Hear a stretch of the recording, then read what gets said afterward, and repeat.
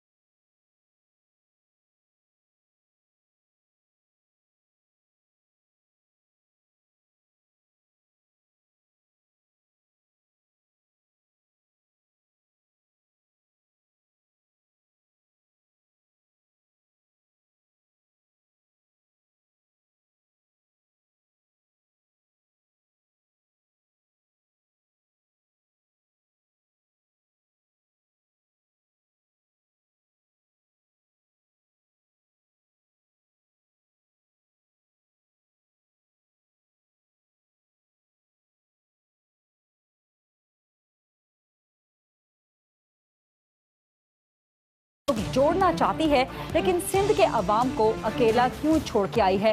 चंद दिन पहले सिंध हुकूमत से मुतालिक एक केस की समाअत करते हुए चीफ जस्टिस ऑफ पाकिस्तान ने भी रिमार्क्स दिए कि सिंध में जो बदउनवानी हो रही है, जो करप्शन हो रही है, वो इंतहा दर्जे की बदकिस्मती है। मामला ये है कि पीपल्स पार्टी की सिंध हुकूमत के 30 से जायद वजीर, मुशीर और मुआविनीन पिछले 5 दिन से पंजाब में हैं, यौम तासीस की तकरीबात के सिलसिले में, और अगले 4 दिन तक पंजाब में ही रहेंगे। सिंध काबीना सिंध से गैर हाजिर है और पंजाब में हाजिरियां क्यों लगवा रही है, यहाँ तक के वज़ीर आला सिंध भी 3 दिन तक पंजाब में ही रहे। पंजाब में बहाली पर तवज्जो, लेकिन सिंध में बदहाली पे कोई तवज्जो नहीं। इसी के बारे में जब आज सवाल किया पीपल्स पार्टी के कुछ रहनुमाओं से, तो उन्होंने क्या कहा था, वो जरा सुन लीजिए। यहाँ भी आते हैं और वहाँ भी जाते हैं। अब आए हैं 2 दिन के लिए या 3 दिन के लिए, तो मैं सिंध को परेशान नहीं देख रहा हूँ।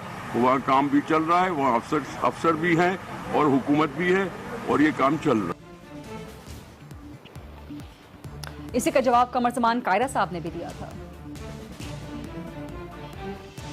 वो जरा यहाँ फिर नहीं रहे, ये आपने नामुनासिब लफ्ज इस्तेमाल किया। वो बड़े सीरियस काम में पार्टी के फाउंडेशन डे पे आए हुए हैं और वो जरा पीपल्स पार्टी की वजह से है। यही सवाल हम करेंगे मुशीर इत्तलात से। पाकिस्तान पीपल्स पार्टी के सीनियर रहनुमा जनाब मौला बख्श चांडियो साहब लाहौर में मेरे साथ मौजूद हैं। अस्सलाम वालेकुम मौला बख्श साहब। वालेकुम सलाम। 5 दिन से आप भी यहीं पर ही हैं, लेकिन आपको लाहौर में खुश आमदीद। बड़ी मेहरबानी आपकी। अच्छा ये बताएं, ये बड़े बड़े इश्तिहारात अवामी खिदमत के, लेकिन अवाम की हुकूमत, सिंध की हुकूमत पंजाब में क्यों है पिछले 5 दिन से और अगले 4 दिन तक यहीं पर रहेगी? हैरत की बात है, पीपल्स पार्टी के वज़रा दुबई जाएं तो एतराज़ करें, आप अपने ही मुल्क के किसी शहर में आए तो भी एतराज़ करते। पंजाब हमारे लिए अजनबी नहीं है, पंजाब के साथ हमारे कई रूहानी रिश्ते हैं। जो साहिब कशफुल महजूब का शहर है वो हमारे लिए अजनबी नहीं है। जो माधू लाल हुसैन का पंजाब है वो सिंध वालों का शहर है। जो बुल्ला शाह और बाबा फरीद का शहर है वो सिंध वालों का शहर है।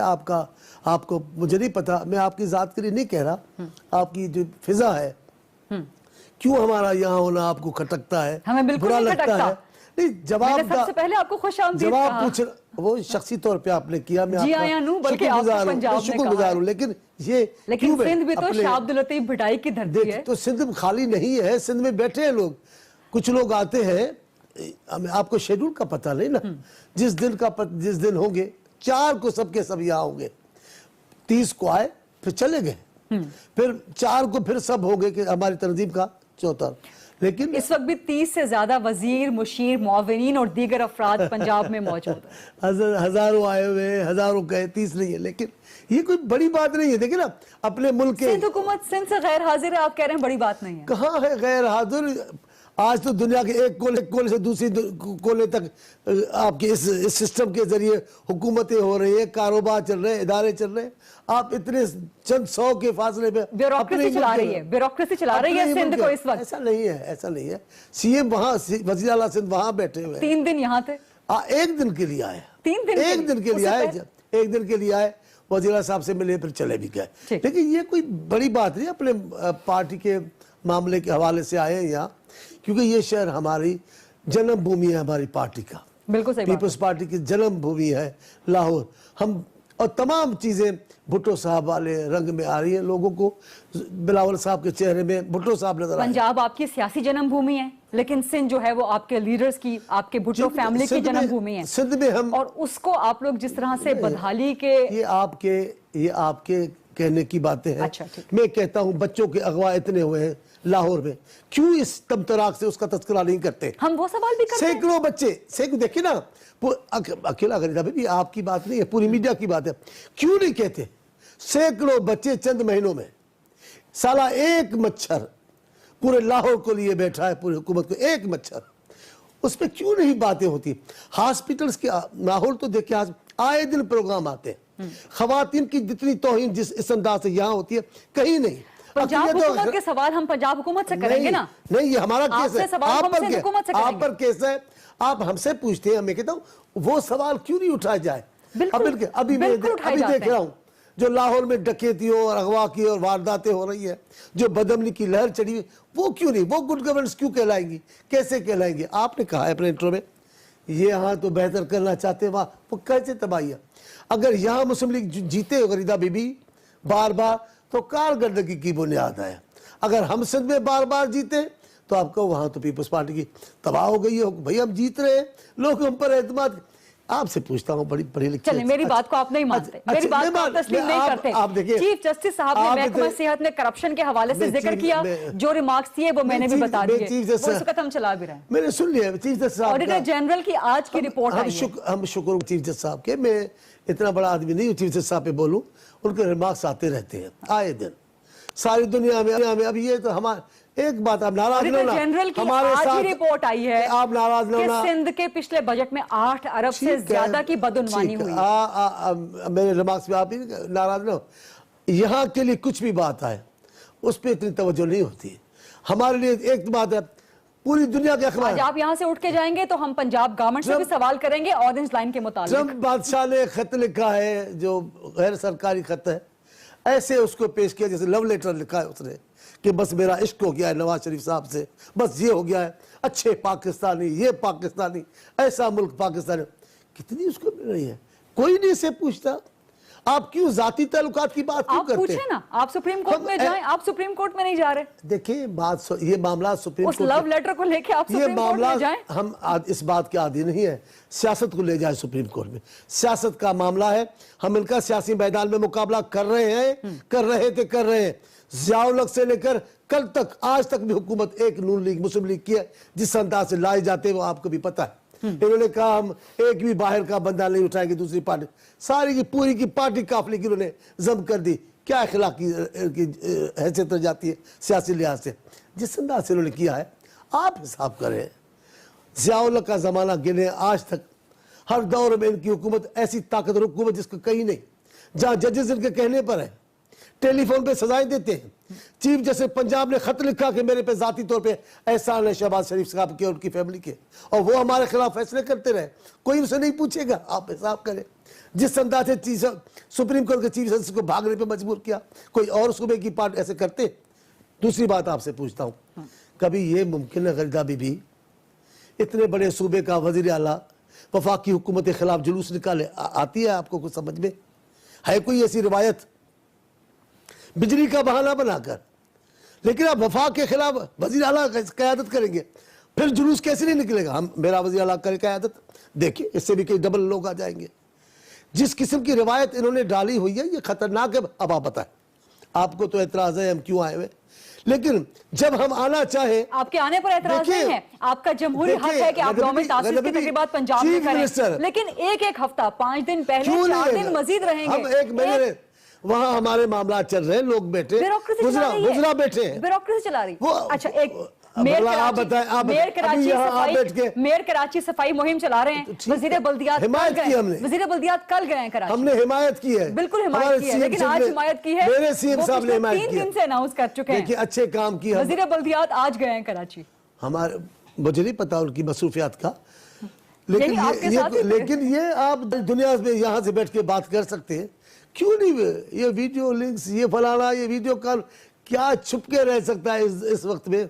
हुकूमत चलाना, कोर्स एक सूबे की दूसरे वजह, ये यहाँ की रवायत, आप उसकी तबलीग ना करें कि पख्तूनख्वा का वज़ीर आला मरकज में ना दाखिल हो। अगर पाकिस्तान की राजधानी में सूबे का वज़ीर आला दाखिल नहीं होगा तो ये रवायत अच्छी तो नहीं है। ऐसा अब चले, आज ले लें, आज बड़ा अहम मामला चल रहा है ये हमारे नेशनल एक्शन प्लान का। आप बता दें, आपके एक सूबे के एक शहर में इलेक्शन हुई है, कलअदम पार्टी जीत गई है, कोई नहीं पूछेगा वज़ीर दाखिला से उसमें पीपल्स पार्टी का क्या किरदार है। हम हमारे लोग खड़े हुए, हमने इलेक्शन किए, हम मुखालफत की है। ये आप कह रहे हैं? हाँ, हम कह रहे हैं। ये आप कह रहे हैं? नहीं, हम कह रहे हैं, लेकिन वहां जीतने की पोजीशन और पहली बात उस खड़े होने दिया कैसे गया है। पहले इन्होंने टिकट दी थी उस जमात के लोगों को, अब उस इलाके में जीत गई है, कोई नहीं पूछेगा वज़ीर दाखिला से। जनाब आप करते क्या है? एक आदमी आता है इस्लामाबाद में, पूरे दिन उसको कब्जे में कर रखता है, आप है नहीं। धमाके होते इस्लामाबाद में, वज़ीर दाखिला इस्लामाबाद में मौजूद नहीं थे। जो भी मैं आपको कह रहा हूँ, आप वाक़यात ले लो। लेकिन जिस तरह आप सवाल उठा रहे हैं नून लीग की हुकूमत पे, वफाकी हुकूमत पे, ऐसे ही आप पर भी, आपकी हुकूमत पर भी सवाल उठाए जाएंगे, उठाए जा रहे हैं कि 10 दिन तक आप लोगों का पंजाब में रहने का क्या काम है? असल ये 10 दिन, और 10 दिन तक वो ब्यूरोक्रेसी वहां चला रही है, कोई पूछने वाला नहीं है। मैं आपसे माफी मांगता हूँ क्योंकि आपको पता है मैं आपका एहतराम भी करता हूँ, लेकिन ये 10 दिन का मामला, 10 दिन की तकलीफ का मामला आपका नहीं है। 10 दिन जिनको तकलीफ हो रही है, तकलीफ किसी को नहीं है, मुझे हमें एहसास है, सवाल करना हमारा हक है। मैं नाराज हो रहा हूँ, एक पाकिस्तान पीपल्स पार्टी से तो है जिसे जो चाहे आप पूछ लेती है, जब चाहे आप लोग मीडिया के लोग उसको कटड़े में खड़ा करते हैं, और पाकिस्तान पीपल्स पार्टी फख्र महसूस करती है अपने इदारों के सामने, अपनी मीडिया के सामने, अपने लोगों के सामने जवाबदार। आपका ये शिकवा इसी प्रोग्राम में दूर करेंगे। आपके जाने के बाद पंजाब हुकूमत से भी हम इसी तरह सवाल करेंगे ऑरेंज लाइन के रूट पे। ये भी मेरा शौक नहीं है। साहब टाइम भी खत्म हो चुका है, आपको क्लोजिंग कमेंट देने हैं सिंध हुकूमत की पंजाब में 10 दिन तक मौजूदगी के बारे में? हम पाकिस्तान, कोई बड़ी बात नहीं, नहीं कोई बड़ी बात, हम पाकिस्तान पीपल्स पार्टी को नए सिरे से मुनज़्ज़म कर रहे हैं। अल्हम्दुलिल्लाह उसका मंजर मैं देख रहा हूँ। पंजाब के नौजवान, मैं कल इस्लामाबाद लाहौर की गलियों में गुजरा, शहरों पे जैसे जैसे लोग खड़ा खड़ा करके हमसे मिलते हैं, अब जो जो हमें कहते हैं, मैं उनकी मोहब्बत का भी शुक्रगुजार हूँ, आपका भी ऑल द बेस्ट पंजाब में आपकी बहाली के लिए, लेकिन सिंध की बदहाली पे भी तवज्जो देना। मौला बख्श साहब, एक छोटी सी ब्रेक लेनी है मुझे, एक ब्रेक लेते हैं और ब्रेक के बाद जब हम वापस आएंगे तो बात करेंगे पनामा केस के मुस्तकबिल के हवाले से, क्योंकि चीफ जस्टिस ऑफ पाकिस्तान 31 दिसंबर को रिटायर हो रहे हैं।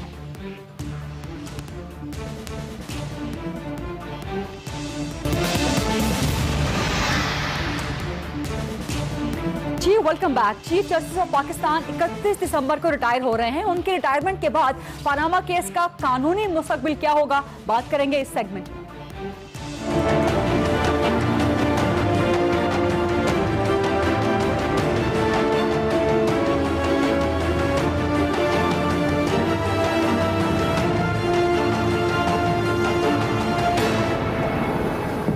चीफ जस्टिस ऑफ पाकिस्तान जनाब जस्टिस अनवर सहीद चमारी की मुद्दत मुलाजिमत 31 दिसंबर 2016 को खत्म हो रही है।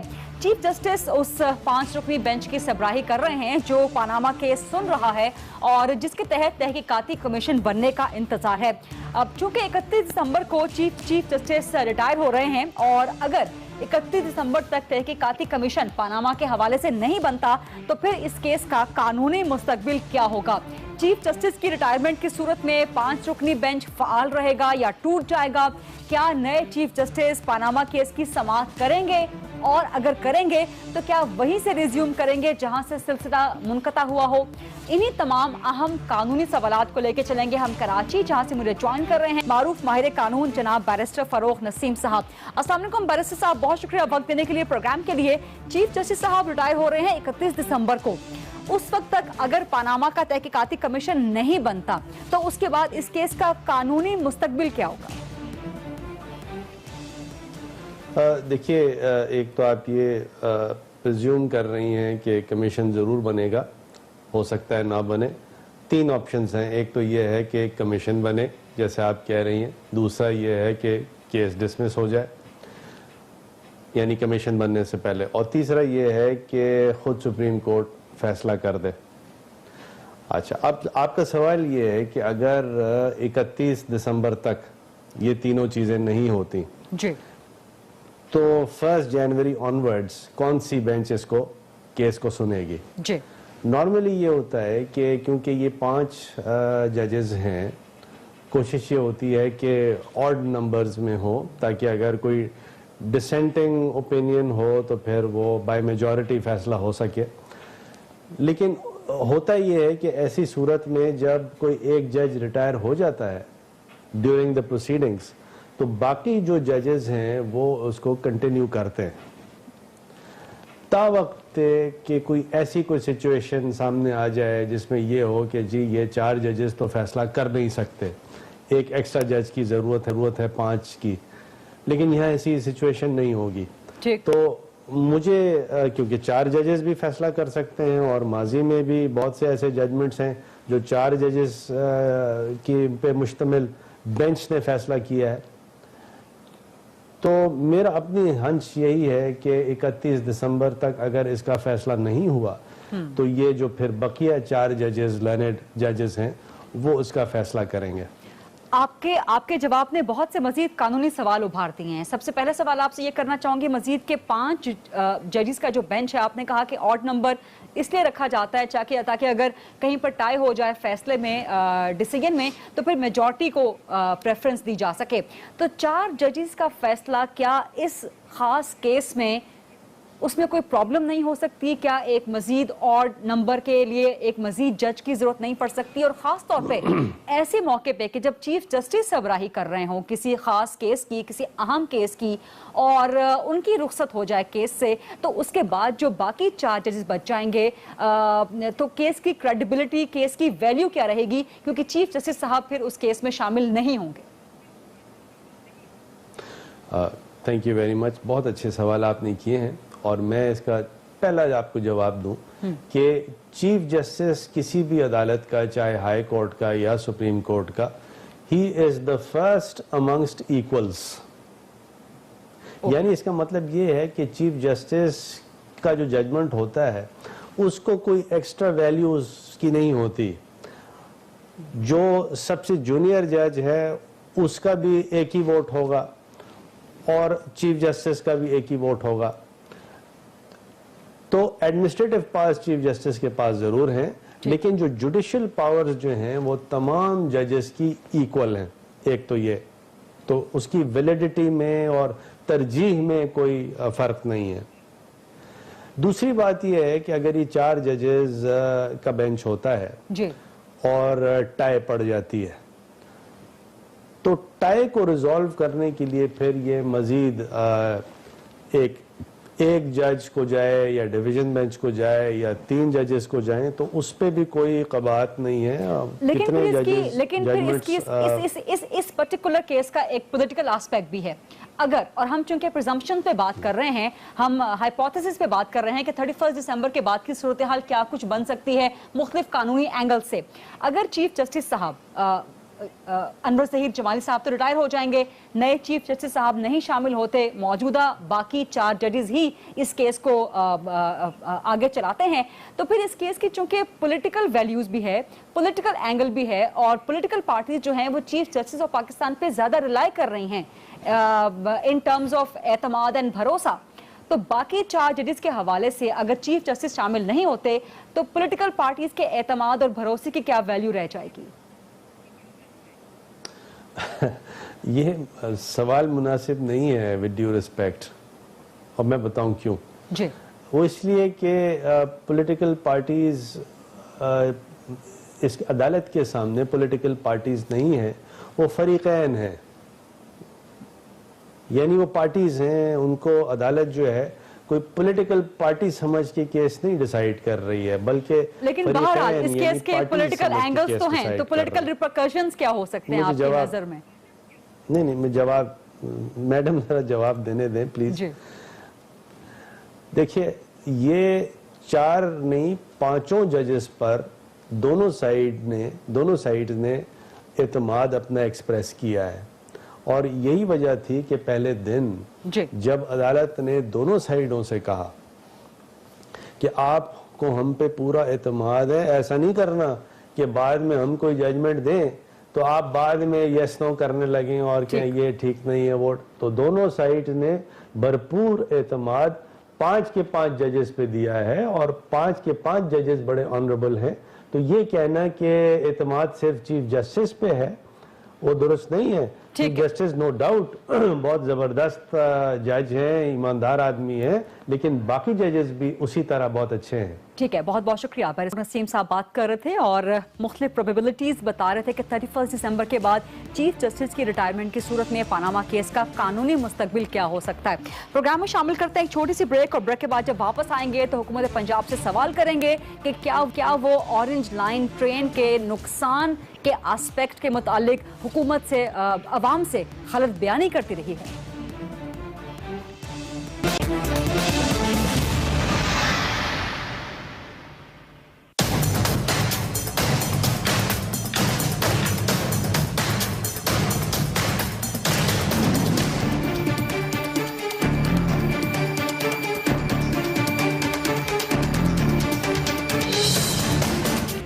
ऑरेंज ट्रेन मंसूबे के खिलाफ लाहौर हाई कोर्ट ने 19 अगस्त को हुक्म दिया था कि यह मंसूबा लाहौर के सकाफती वरसे के लिए खतरनाक साबित हो सकता है। लाहौर हाई कोर्ट के इस हुक्म के खिलाफ पंजाब हुकूमत सुप्रीम कोर्ट चली गई थी, और पंजाब हुकूमत की ही तरफ से 4 मुख्तलिफ पेटिशंस थी। एक पंजाब गवर्नमेंट की अपनी थी, एक LDA की तरफ से थी, एक पंजाब मैस ट्रांसिट अथॉरिटी की तरफ से थी, और एक नेस्पैक की तरफ से थी। इन 4 पिटीशंस के हवाले से सुप्रीम कोर्ट ने एक 2 रुकनी तकनीकी माहिरीन का कमीशन कायम कर दिया था, जिसमें एक मेंबर टिप्सा की तरफ से था जो कि तकनीकी उमूर की एक कंपनी है, और दूसरे प्रोफेसर रॉबिन थे जो कि यूनेस्को के प्रोफेसर हैं और यूनिवर्सिटी ऑफ डरहम बरतानिया में अपनी खिदमात अंजाम दे रहे हैं। इसकी 20 सफ़हात की रिपोर्ट कल सुप्रीम कोर्ट में सबमिट करवाई गई है, जिसमें प्रोफेसर रॉबिन ने करार दिया है कि ऑरेंज ट्रेन मंसूबा सकाफती विरसे के लिए खतरनाक है, क्योंकि इससे जो वाइब्रेशंस, जो थरथराहट पैदा होगी वो सकाफती विरसे को, सकाफती बिल्डिंग्स को नुकसान पहुंचा सकती है।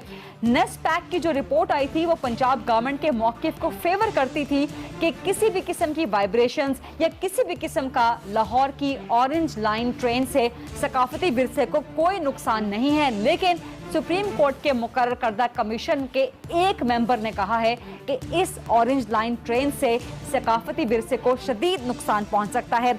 इसी हवाले से इसी 15 अप्रैल को हमने इंटरव्यू किया था वज़ीर आला पंजाब शहबाज शरीफ साहब का। उन्होंने क्या कहा था, इस हवाले से सुनिएगा।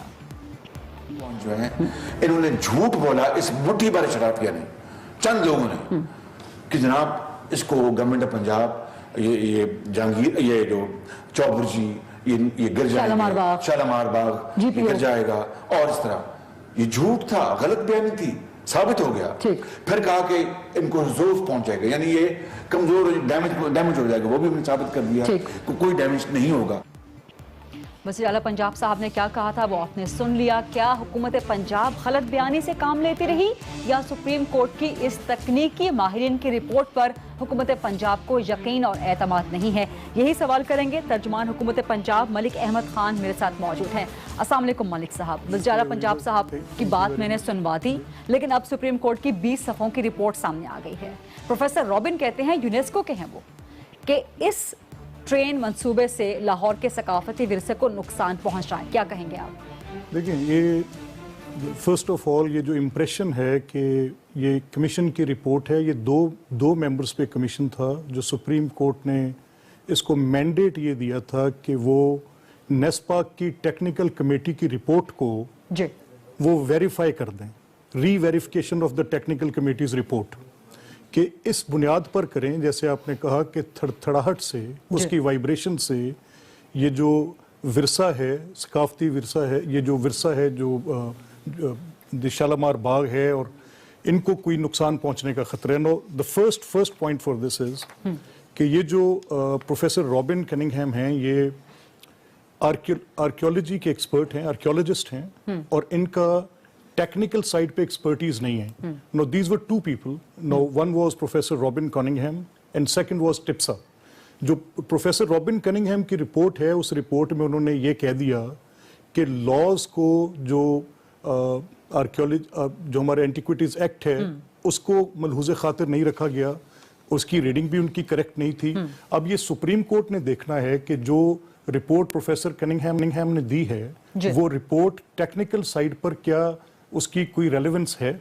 ऑन द अदर साइड जो टिप्सा की रिपोर्ट है, टिप्सा ने रिपोर्ट ये किया है कि जो नेस्पाक की रिपोर्ट थी वो रीजनेबली करेक्ट रिपोर्ट थी। तो आपको प्रोफेसर रॉबिन के पॉइंट ऑफ व्यू पर और उनकी फाइंडिंग्स पर एतराज है। आप कहते हैं कि वो आसार कदीमा के महकमे से ताल्लुक रखते हैं, टेक्निकल एक्सपर्ट नहीं है, आपको ये एतराज है। तो ये एतराज आपने तब क्यों नहीं उठाया जब सुप्रीम कोर्ट ने ये कमीशन मुकर्रर किया था? नहीं, हुआ ये कि जब दोनों फ्रीकैन अदालत में मौजूद थे और उन फ्रीकैन की मौजूदगी में 3 लोगों के नाम मांगे गए।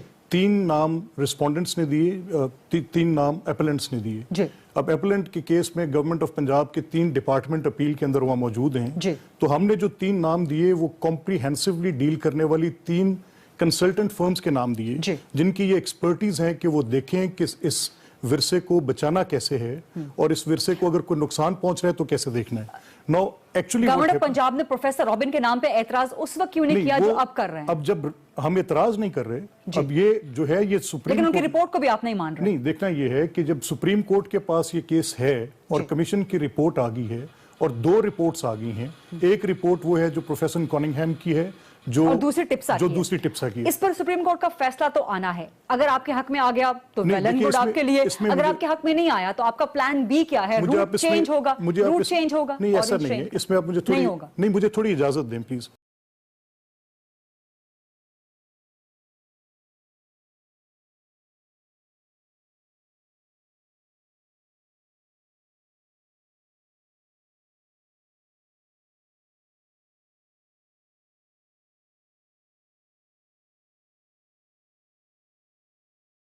हुकूमत से आपका काम पूछ रही हूँ, कोई प्लान बी है कि ऑरेंज रूट चेंज हो सके? नहीं, ऑरेंज रूट के चेंज करने का भी सवाल पैदा नहीं होता। हम ये कह रहे हैं कि जो टिप्सा की रिपोर्ट है वो रेलेवेंट रिपोर्ट है। जब सुप्रीम कोर्ट इनको इवेलुएट करेगी तो इन दोनों रिपोर्ट्स के दरमियान में से जो चीज उभर कर सामने आएगी, जो मैं अभी आपको प्रेडिक्ट कर सकता हूं upon the basis of common sense कि टिप्सा की रिपोर्ट इस बात को तय करती है कि वाइब्रेशंस की वेलोसिटी कितनी होगी। अब अगर वाइब्रेशंस की वेलोसिटी उन बिल्डिंग्स के स्ट्रक्चर को डैमेज नहीं करती, प्रोफेसर कनिंघम इस बात के एक्सपर्ट तो हो सकते हैं कि वो उसकी कोई विजुअल इंपैक्ट के बारे में बात करें, लेकिन ये रिपोर्ट टिप्सा की बड़ी। मलिक अहमद खान साहब बहुत शुक्रिया। मैं तशरीफ लाने के लिए एक ब्रेक लेंगे और ब्रेक के बाद जब हम वापस आएंगे तो बात करेंगे अक़लियतों के हकूक के तहफ़्फ़ुज़ का बिल कौमी असेंबली में आज पेश होने से पहले ही मुस्तरद हो गया।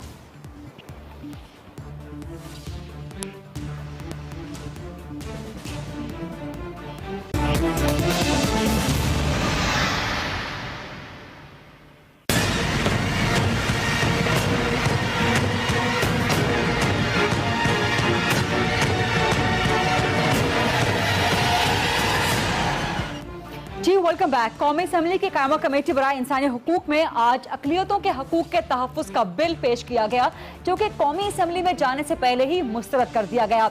ये बिल न सिर्फ जबरी तब्दीली मजहब के मुतालिक था, बल्कि तब्दीली मजहब की उम्र के मुतालिक भी इसमें एक शिक शामिल थी। इससे भी बढ़ के ये अक़लियतों के मुकम्मल हुकूक के तहफ़्फ़ुज़ का इयादा करता था। इसी तरह का बिल सिंध हुकूमत ने गुज़श्ता दिनों पास किया है। आज ये बिल पेश किया संजय परवानी साहब ने, जिनका ताल्लुक मुत्तहिदा कौमी मूवमेंट से है, लेकिन बिल के सिर्फ एक शिक को लेकर इस मुकम्मल बिल को मुस्तरद कर दिया गया। सवाल ये पैदा होता है कि अक़लियतों के हुकूक की नुमाइंदगी सिर्फ कौमी परचम के रंग और कौमी आइन के अल्फाज में ही होती रहेगी, या उन्हें उनकी अमली जिंदगी में भी तमाम तर हुकूक का तहफ़्फ़ुज़ मिलेगा।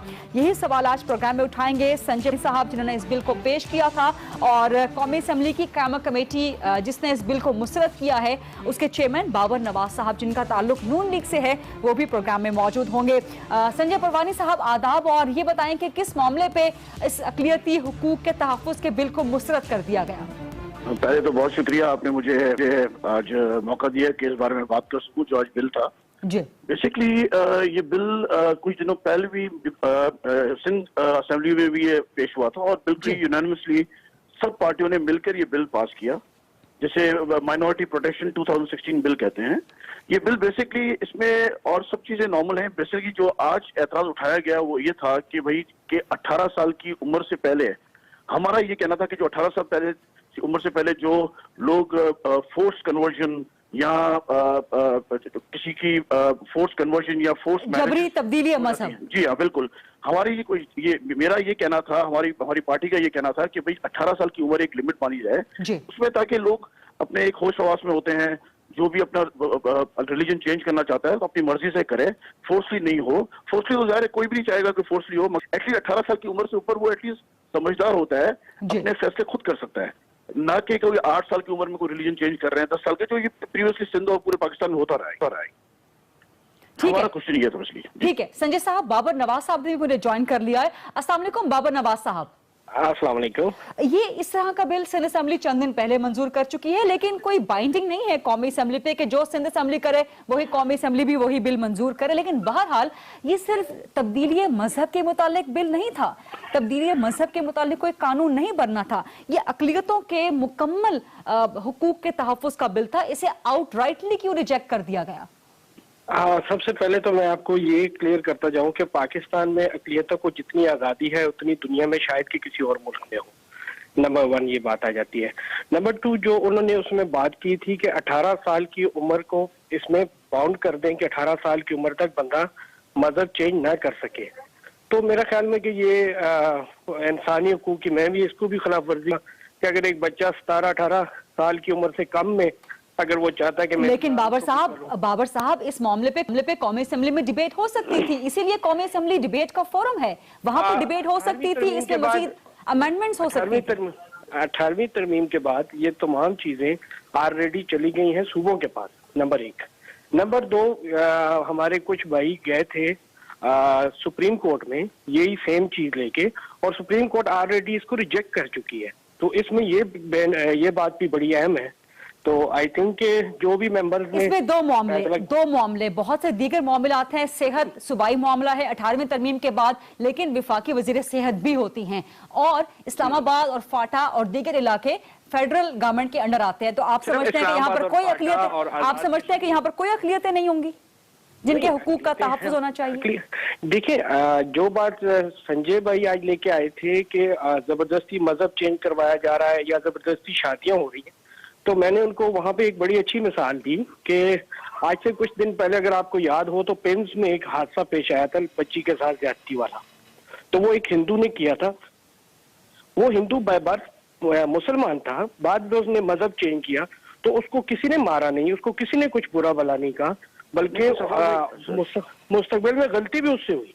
और मैंने संजय भाई को कहा कि अगर उसकी फैमिली से मिलना है, मैं आपको मेरे पास वक्त भी खत्म हो रहा है, लेकिन ये ऐसा मामला है जिस पे डिबेट होना चाहिए। और आज ये बिल महज तब्दीली मजहब के मुतालिक नहीं था, बल्कि अकलियतों के मुकम्मल हुकूक के तहफ़्फ़ुज़ का था। इसे आउटराइटली रिजेक्ट करना समझ से बाहर है। एक और आज इंपॉर्टेंट खबर है, और वो है आर्मी चीफ जनरल कमर बाजवा की मसरूफियात के मुतालिक। अपने शुरू के 3 दिनों में उन्होंने पहले फाटा का दौरा किया, पिशावर का दौरा किया, आज उन्होंने कंट्रोल लाइन का दौरा किया। इन दौरों की इंतहाई अहम स्ट्रेटेजिक वैल्यू है, और इन अपने इब्तदाई 3 दिनों के दौरे से army chief general Qamar Javed Bajwa ने अपने सिक्योरिटी तरजीहात के बारे में एक वाज़ेह पैगाम दे दिया है, ना सिर्फ पाकिस्तान के अंदर बल्कि पाकिस्तान से बाहर भी। ये थे आज के दिन की कुछ अहम खबरें। प्रोग्राम बहुत शुक्रिया। I will see you tomorrow.